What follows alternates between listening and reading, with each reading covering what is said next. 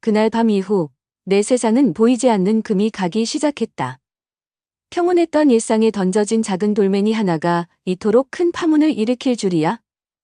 아내 서연, 15년을 함께한 그녀의 모든 것이 의심스러워졌다. 그녀가 회사 동료와 통화할 때 들려오는 배경소음, 평소와 다른 향수 냄새, 심지어는 나를 바라보는 미묘한 눈빛 변화까지도. 이건 집착의 시작일까? 아니면 너무 늦기 전에 진실을 파헤치려는 한 남자의 처절한 몸부림일까? 다음 날부터 나는 서연의 일정을 기밀리에 기록하기 시작했다. 그녀가 말하는 외부 미팅 장소와 시간, 그리고 내가 전화했을 때 어렴풋이 들려오는 주변 소리들을 꼼꼼히 메모했다. 오늘은 한적한 교외 지역에서 중요한 계약이 있어. 그녀의 목소리는 평소처럼 차분했지만 전화기 너머로 들려오는 날카로운 경적 소리와 분주한 사람들의 웅성거림은 내 의심에 기름을 부었다. 정말 그녀는 내가 아는 서연이 맞을까?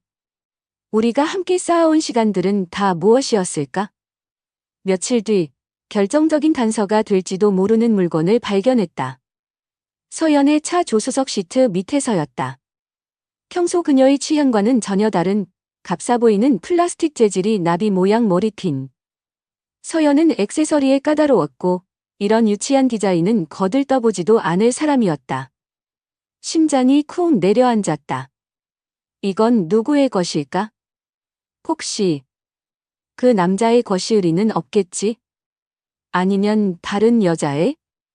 머릿속이 하얗게 비어버리는 듯했다. 나는 애써 태어난 척 서연에게 슬쩍 물어보았다. 자기야, 차에서 이런 게 나왔는데 혹시 자기 거야? 그녀는 머리핀을 건성으로 흘끗 보더니 아, 그거? 아마 유나 친구 거 아닐까? 저번에 태워줬을 때 떨어뜨렸나 보지. 너무나도 자연스러운 대답. 하지만 그녀의 눈동자가 아주 잠깐, 아주 미세하게 흔들렸던 것을 나는 놓치지 않았다. 유나는 요즘 친구들과 그런 싸구려 액세서리를 하고 다닐 나이가 아니었다. 의심은 꼬리에 꼬리를 물고 커져만 갔다. 밤에는 잠을 이룰 수 없었고 낮에는 일에 집중할 수 없었다. 거울 속 내 모습은 초췌하기 짝이 없었다. 15년 동안 한 번도 아내를 의심해 본 적 없었던 내가 이제는 그녀의 모든 것을 의심하는 파렴치한 인간이 되어가고 있었다. 사랑과 배신감, 믿음과 의심 사이에서 내 마음은 발기갈기 찢겨나갔다. 내가 미친 걸까? 혹시 이 모든 게 내 오해는 아닐까? 수백 번도 더 자문했지만 불길한 예감은 사라지지 않았다. 오히려 점점 더 선명해질 뿐이었다. 아, 이 지옥 같은 현실에서 벗어나고 싶었다. 하지만 멈출 수 없었다. 진실을 알아야 했다. 그것이 설령 내 모든 것을 파괴할지라도. 결국 나는 해서는 안 될 결정을 내리고야 말았다. 인터넷을 뒤져 차량용 위치 추적기, GPS를 주문했다. 화면 속 작은 기계를 보고 있자니 온몸에 소름이 돋았다. 내가 지금 무슨 짓을 하고 있는 거지? 교사로서, 한 가정의 가장으로서 아내를 몰래 감시하려 하다니. 스스로가 혐오스러웠다. 하지만 이미 멈추기엔 너무 멀리 와버렸다. 그래, 이게 마지막이야. 이것으로 모든 게 밝혀지거나 아니면 내 어리석은 의심이 끝장나거나 둘 중 하나겠지. 며칠 후 택배 상자가 도착했다. 떨리는 손으로 상자를 열었다. 생각보다 훨씬 작은 크기의 검은색 기계. 사용 설명서는 간단했지만 그것을 읽는 내내 손에서는 식은땀이 흘렀다. 심장이 미친 듯이 뛰었다. 이걸 정말 서연의 차에 설치해야 할까? 만약 아무것도 아니라면? 내가 이토록 사랑하는 아내에게 씻을 수 없는 상처를 주는 건 아닐까? 그러나 이미 내 안에 의심이라는 그물은 멈출 수 없을 만큼 커져버렸다. 그날 밤 서연이 깊이 잠든 것을 확인하고 살금살금 주차장으로 향했다. 사방은 칠흑 같은 어둠에 잠겨 있었고 내 발소리만이 공허하게 울렸다. 마치 범죄자가 된 기분이었다. 차가운 밤 공기가 폐부 깊숙이 스며들었다. 서연의 차 앞에 서서 한참을 망설였다. 지금이라도 돌아갈까? 하지만 이내 고개를 저었다. 이대로는 단 하루도 살 수 없을 것 같았다. 나는 미리 봐두었던 차량 하부에 작은 GPS 장치를 단단히 부착했다. 차갑고 딱딱한 금속의 감촉이 손끝으로 전해져 왔다. 내가 대체 무슨 짓을 저지른 거지? 내가 정말 이런 인간이었나? 깊은 죄책감과 자기 혐오가 물밀듯이 밀려왔다. 하지만 동시에 진실을 향해 한 걸음 더 다가섰다는 기묘한 안도감도 느껴졌다. 이제 주사위는 던져졌다. 다음 날 아침, 서연은 평소보다 더 밝은 목소리로 말했다. 여보, 나 오늘 인천 쪽에 중요한 클라이언트 미팅 있어서 좀 늦을 거야. 저녁은 유나랑 먼저 챙겨 먹어. 나는 애써 미소를 지으며 알았어. 운전 조심하고 라고 대답했지만 속으로는 칼날 같은 긴장감이 온몸을 꿰뚫는 듯했다. 그녀가 현관을 나서는 순간 나는 떨리는 손으로 휴대폰을 꺼내 GPS 추적 앱을 실행시켰다. 화면 위에서 서연의 차를 나타내는 작은 점이 천천히 움직이기 시작했다. 제발 내가 틀렸기를. 하지만 그 작은 점은 내가 예상했던 인천 방향이 아닌 전혀 다른 곳을 향해 움직이고 있었다. 내 심장은 차갑게 가라앉기 시작했다. 그 화면 위의 작은 점이 앞으로 내 인생을 어디로 끌고 갈지 그때는 상상조차 할 수 없었다. 휴대폰 화면 위에서 깜빡이는 작은 점, 인천으로 향한다던 서연의 차는 거짓말처럼 반대 방향으로 서울의 가장 번화한 S구역 중심가를 향해 미끄러지고 있었다. 그 작은 점 하나가 내 가슴에 거대한 의혹의 구멍을 뚫기 시작했다. 오늘 모든 것이 밝혀질 것인가? 아니면 내 마지막 남은 믿음마저 산산조각 날 것인가? 나는 학교에 급한 일이 생겼다는 짧은 메시지만 남기고 교무실을 나섰다. 더 이상 교단에 서서 아이들에게 정직과 신뢰를 가르칠 면목이 없었다. 내 삶 자체가 거대한 거짓말로 오염되고 있었으니까. 미친 듯이 엑셀을 밟았다. 서연의 차가 향한 곳은 S구역에서도 가장 임대료가 비싸기로 소문난 오피스 빌딩 앞이었다. 최고급 정장을 빼입은 서연은 조금 전까지 인천 출장을 간다던 사람과는 전혀 다른 자신감 넘치고 성공한 커리어 우먼의 모습으로 차에서 내렸다. 익숙한 그녀의 회사 로고가 박힌 서류 가방 대신 처음 보는 명품 브랜드의 토트백이 그녀의 손에 들려 있었다. 저 가방은 또 언제 산 거지? 빌딩 로비에서 누군가와 반갑게 인사를 나누며 환하게 웃는 그녀의 모습은 너무나도 낯설었다. 몇 시간을 그 앞에서 기다렸을까? 마침내 서연이 다시 모습을 드러냈다. 나는 본능적으로 몸을 숨겼다. 그런데 이게 무슨 일인가? 그녀의 차는 집으로 향하는 대신 외곽 순환도로를 타고 인적 드문 그 외 지역으로 향하고 있었다. 심장이 다시 한번 바닥으로 곤두박질 쳤다. 종이꽃 여인숙. 서연의 차가 멈춰선 곳은 이름부터 음침한 낡고 허름한 모텔 앞이었다. 이런 곳에 서연이 올 리가 없는데? 아니, 와서는 안 되는 곳이었다. 나는 만연자실한 채 택시에서 내렸다. 빗방울이 하나둘 떨어지기 시작했다. 마치 내 심정을 대변하는 것처럼. 모텔 주차장 구석에 세워진 서연의 익숙한 은색 세단. 나는 차마 그 안으로 들어갈 용기가 나지 않아 길 건너편 낡은 버스 정류장 의자에 주저앉았다. 시간이 얼마나 흘렀을까? 2시간? 아니, 3시간은 좋게 넘었을 것이다. 비는 점점 거세졌고 내 온몸은 이미 흠뻑 젖어 있었다. 바로 그때 모텔 출입구에서 2개의 그림자가 나타났다. 하나는 분명 서연이었다. 그리고 그녀의 옆에 바짝붙어 다정하게 이야기를 나누며 걸어 나오는 남자는 며칠 전 카페에서 봤던 바로 그 남자였다. 나는 침이 멎는 것 같았다. 남자의 얼굴이 선명하게 보였다. 어디선가 본 듯한 얼굴.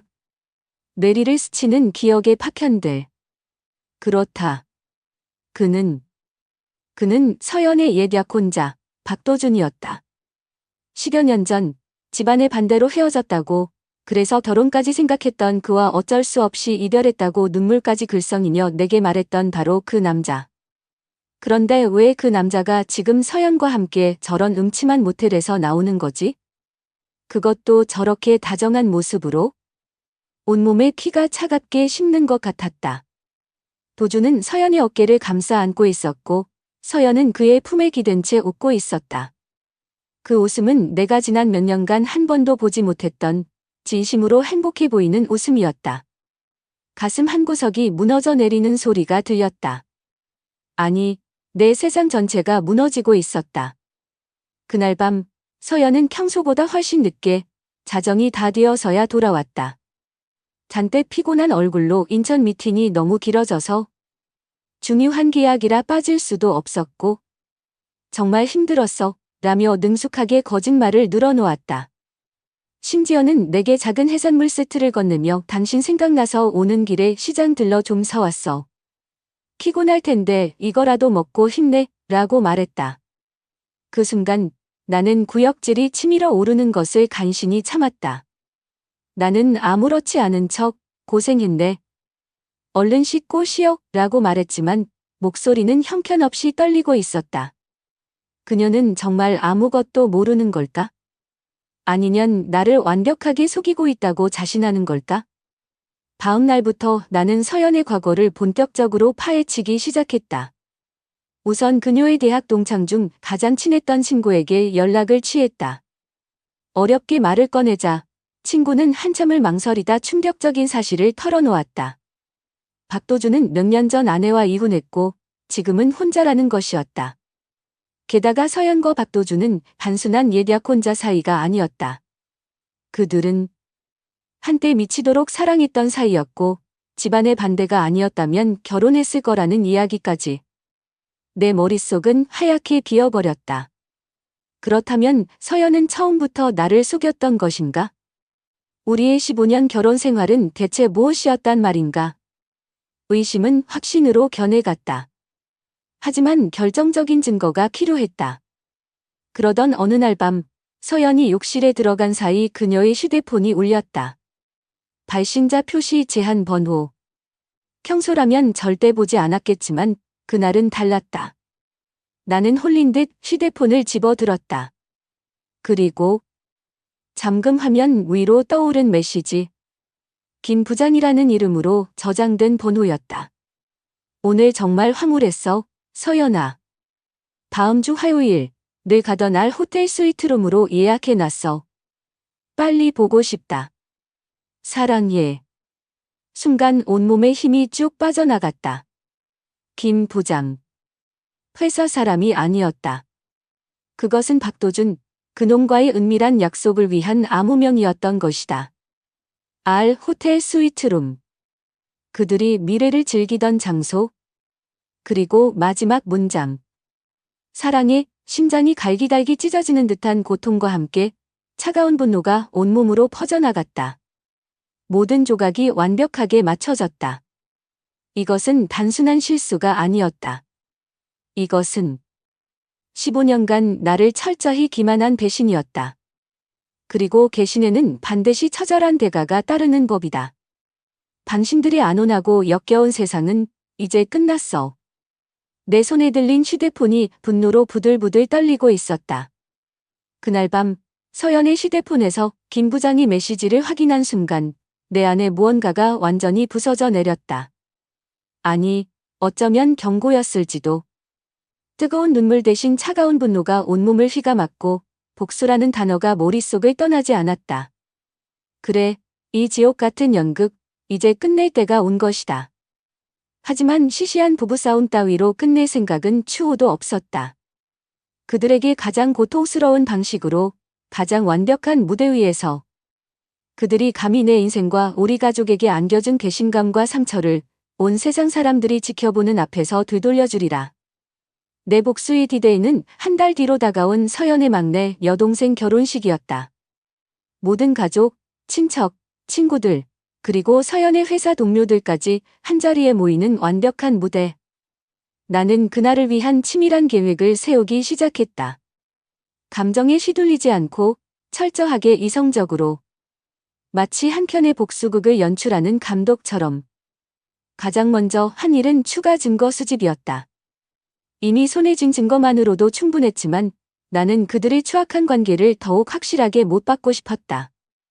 주말이면 나는 서연의 차를 몰래 뒤쫓았다. 쓰레기 같은 인간이 된 기분이었지만 멈출 수 없었다. 그들은 주로 도심 외곽의 고급 레스토랑이나 한적한 카페에서 만났고 나는 멀찍이 서 그들의 모습을 사진으로 담았다. 한 번은 서연이 잠시 차를 비운 사이 그녀의 차량 블랙박스 메모리 카드를 빼내 영상들을 확인했다. 조수석에 앉아 다정하게 웃고 있는 박도준의 모습, 그리고 그를 향해 애정 어린 시선을 보내는 서연. 심장이 다시 한번 얼어붙는 듯했다. 심지어 두 사람이 나눈 대화 중 일부도 녹음할 수 있었다. 다음 주말엔 어디 갈까, 자기야? 새로 생긴 스파 이용권 있는데, 서연의 목소리였다. 역겨움에 치가 떨렸다. 나는 공동 명의로 된 신용카드 명세서도 샅샅이 뒤졌다. 역시나. 커플 스파 패키지, 고급 호텔 숙박권 등 내가 전혀 알지 못하는 지출 내역들이 줄줄이 발견되었다.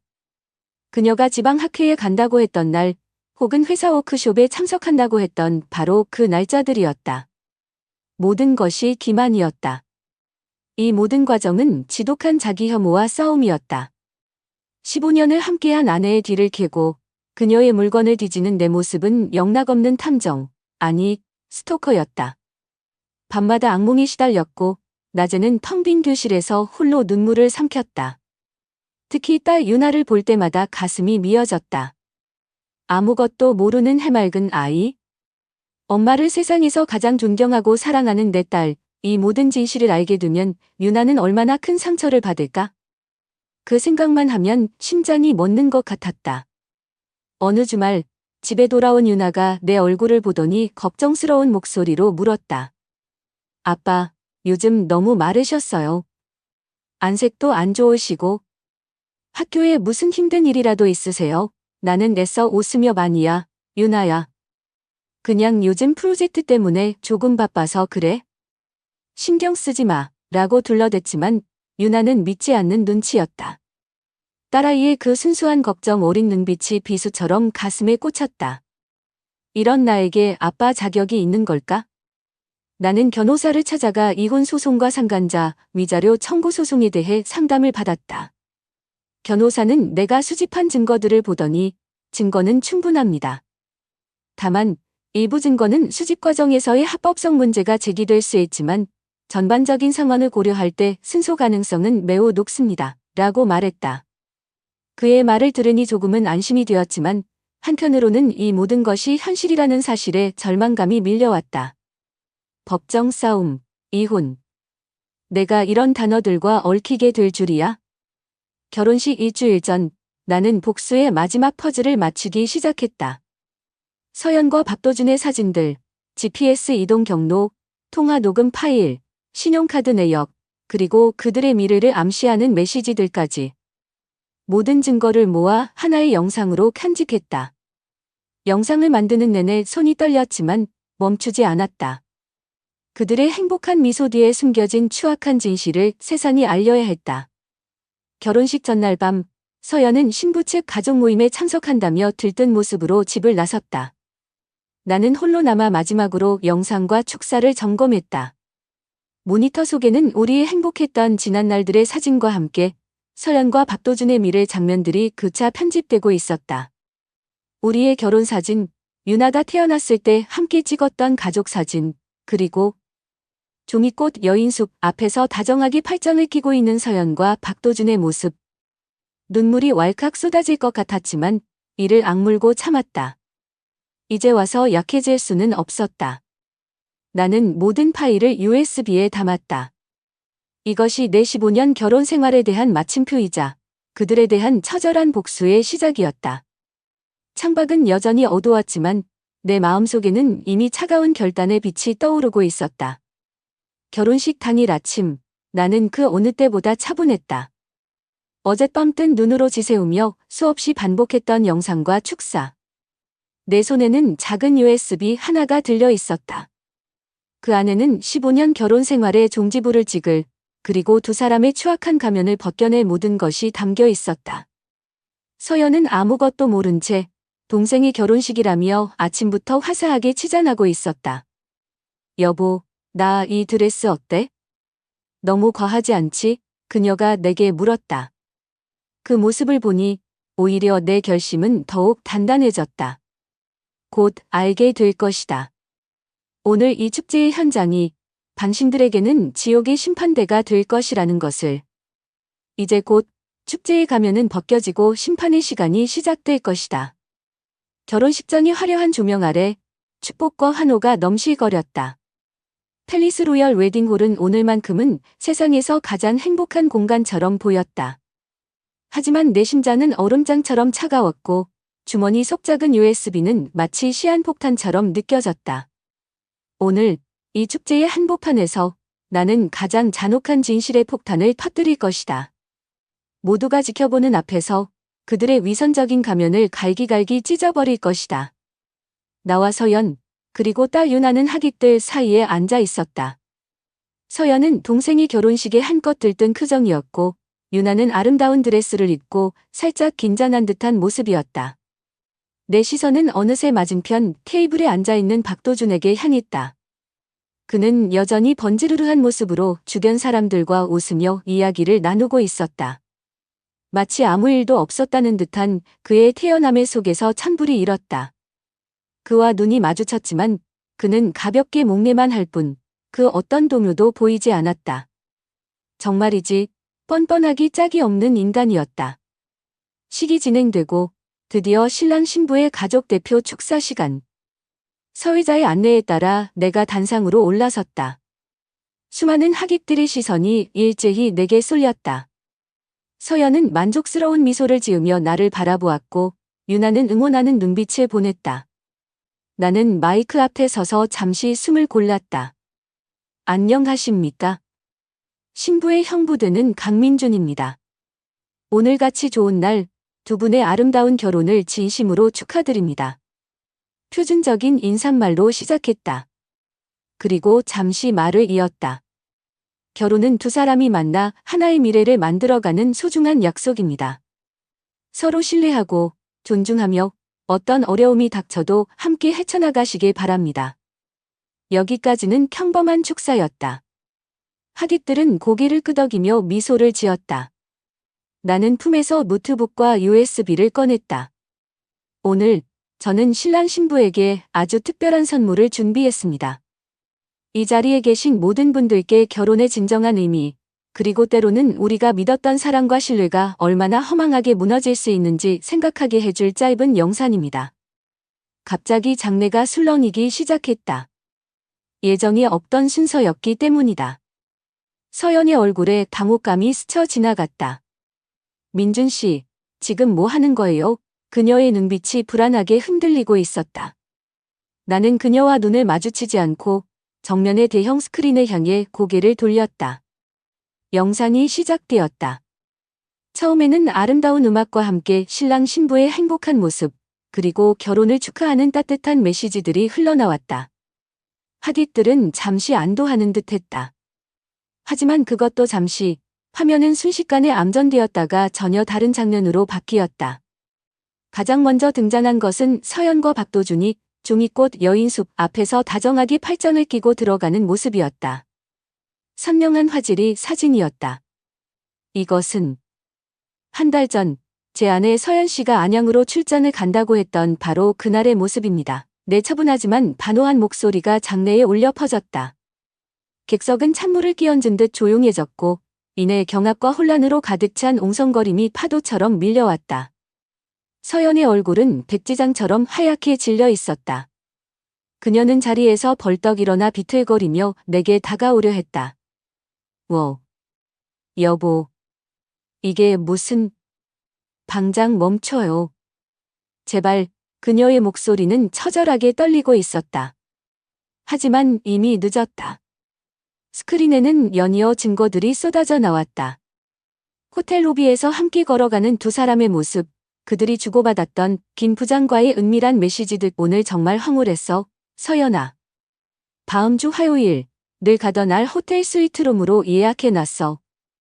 빨리 보고 싶다. 사랑해, 라는 박도준의 메시지가 클로즈업 되자 장내에는 다시 한번 탄식이 터져 나왔다. 서연의 차량 GPS 이동 기록, 두 사람이 커플 스파를 예약했던 신용카드 영수증까지. 모든 것이 명백했다. 박도준은 얼굴이 시뻘개져서 자리에서 일어나 출구 쪽으로 도망치려 했다. 그때 내가 준비한 마지막 카드를 꺼내 들었다.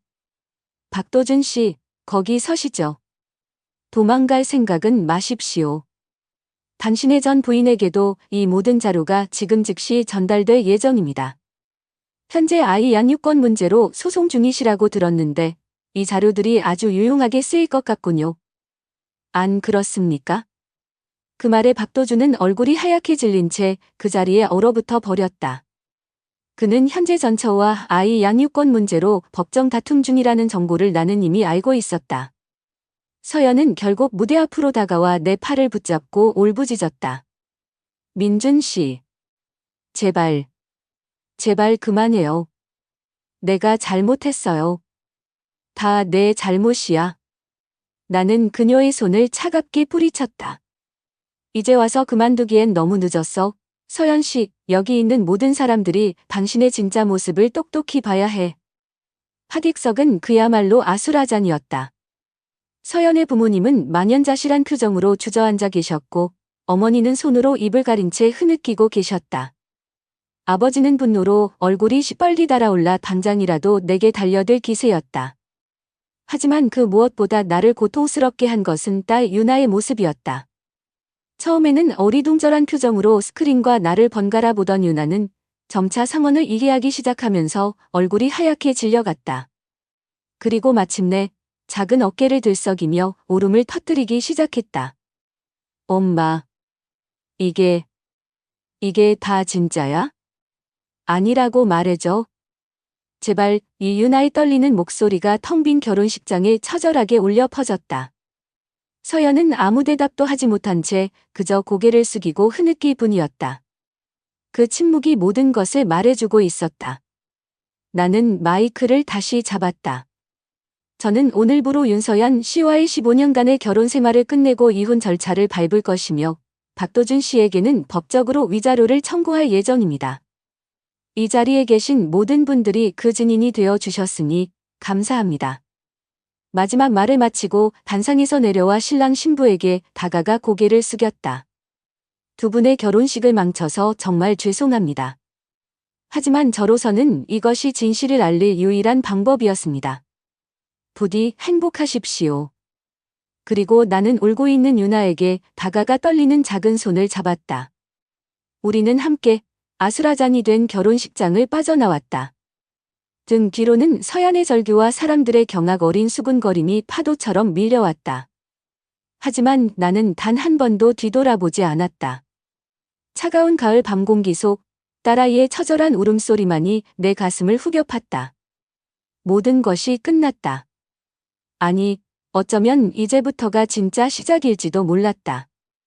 결혼식장을 뛰쳐나온 후 세상은 온통 잿빛이었다. 차 안에는 나와 유나의 울음소리만이 가득했고 딸아이의 작은 어깨는 멈추지 않고 들썩였다. 아빠. 왈. 엄마가 왜 그랬어? 이 유나의 목소리는 처참하게 갈라져 있었고 그 질문에 나는 무슨 말부터 꺼내야 할지 알 수 없었다. 15년 동안 믿어왔던 세상이 한순간에 무너져 내린 아이에게 이 잔인한 진실을 어떻게 설명해야 할까? 나는 차마 입이 떨어지지 않아 그저 유나의 등을 가만히 쓸어줄 뿐이었다. 지옥 같은 현실의 서막이 이제 막 올랐을 뿐이었다. 집으로 돌아오는 내내 유나는 울음을 그치지 못했고 나 역시 터져나오는 눈물을 주체할 수 없었다. 우리가 함께 만들어온 평범하고도 행복했던 모든 순간들이 거짓이었다는 사실은 받아들이기 너무나도 고통스러웠다. 집에 도착하자마자 전화벨이 요란하게 울렸다. 서연의 어머니, 장모님이었다. 떨리는 목소리로 민준아? 이게 다 무슨 일이냐? 서연이가. 우리 딸이 정말 이 말을 잊지 못하고 흐느끼는 장모님께 나는 차분하지만 단호하게 대답했다. 죄송합니다, 어머님. 하지만 모든 것은 사실입니다. 이런 식으로 알려드리게 되어 저도 마음이 아픕니다. 장모님은 한참을 우시더니 자네에게 무슨 면목으로 우리 딸을 내가 대신 사과하네 이라며 전화를 끊으셨다. 평생 나를 친아들처럼 아껴주셨던 장모님께도 씻을 수 없는 상처를 드린 것 같아 마음이 무거웠다. 다음 날 아침 변호사를 통해 이혼 소장을 접수했다. 그리고 얼마 지나지 않아 서연이 회사에서 정직 처분을 받았다는 소식을 들었다. 그녀의 직장 내 평판은 하루아침에 바닥으로 곤두박질 쳤을 것이다. 박도준 역시 마찬가지였다. 그가 전처와 벌이던 양육권 소송에서 결정적으로 불리한 위치에 놓이게 되었다는 이야기가 들려왔다. 인과응보라고 해야 할까? 하지만 그런 소식들이 내 마음을 조금도 위로해주지는 못했다. 며칠 후 서연과 박도준 측 변호사에게서 연락이 왔다. 그들은 재산 분할은 포기하고 위자료로 7천만 원을 지급하는 조건으로 빠른 합의 이혼을 원한다고 했다. 돈으로 이 모든 것을 덮으려는 그들의 태도에 다시 한번 분노가 치밀었다. 나는 단칼에 거절했다. 돈은 필요 없습니다. 대신 당신들 두 사람이 나와 내 딸 유나 앞에서 직접 진심으로 사과하십시오. 그것이 유일한 조건입니다. 내 요구에 상대방 변호사는 당황한 기색이 역력했지만 결국 그들은 내 조건을 받아들일 수밖에 없었다. 약속한 날 변호사 사무실에서 서연과 박도준을 마주했다. 불과 몇 주 전까지만 해도 당당하고 뻔뻔했던 그들의 모습은 온데간데 없었다. 두 사람 모두 눈은 쾌나고 얼굴은 반쪽이 되어 있었다. 특히 서연은 밤새 울었는지 눈이 퉁퉁 부어 있었다. 유나는 충격이 너무 커 직접 마주할 수 없다며 화상통화로 그 자리에 함께했다. 변호사의 중재하에 박도준이 먼저 입을 열었다. 강민준 씨, 그리고 유나 양에게 진심으로 사죄드립니다. 변명의 여지가 없습니다. 제가 서연 씨를 다시 만났을 때 그녀가 가정이 있는 몸이라는 것을 알면서도 해서는 안 될 관계를 이어갔습니다. 모든 것은 제 잘못입니다. 그의 목소리는 힘없이 떨리고 있었고 고개는 깊이 숙여져 있었다. 다음은 서연이었다. 그녀는 화상통화하면 속 유나를 바라보며 울먹이기 시작했다. 민준 씨. 유나야. 엄마가. 아내가. 정말 미안해. 어떤 말로도 용서받을 수 없다는 거 알아? 내가 너희에게 너무나 큰 상처를 줬어.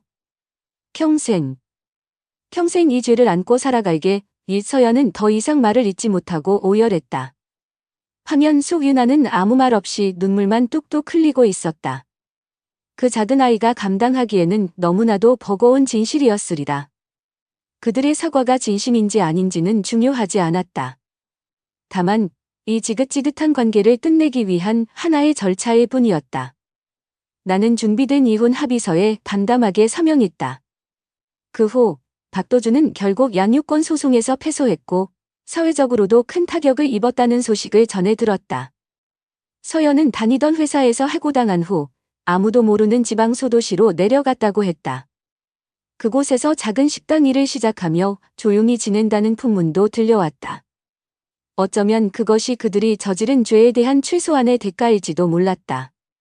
시간이 약이라는 말처럼 유나는 조금씩 안정을 되찾아갔다. 학교 생활에도 다시 적응했고 주말이면 지대와 나와 함께 시간을 보냈다. 하지만 엄마에 대한 상처는 쉽게 아물지 않는 듯했다.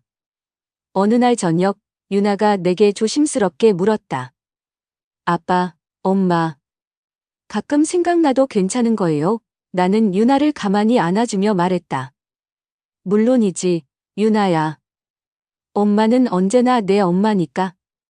아빠랑 엄마 사이의 문제는 너와 엄마 사이의 문제가 아니란다. 며칠 뒤 유나는 내게 뜻밖의 말을 건넸다. 아빠, 힘들겠지만 엄마 너무 미워하지 마세요. 저도 아직은 엄마를 다 이해할 수 없지만 그래도 엄마도 뭔가 말 못할 사정이 있었을지도 모르잖아요.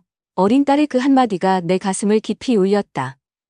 어쩌면 나는 복수라는 이름으로 나 스스로를 더 깊은 증오의 구렁텅이로 몰아넣고 있었던 건 아닐까? 그날부터 나는 서연의 물건들을 하나씩 정리하기 시작했다. 그녀의 옷까지, 화장품, 함께 찍었던 사진들.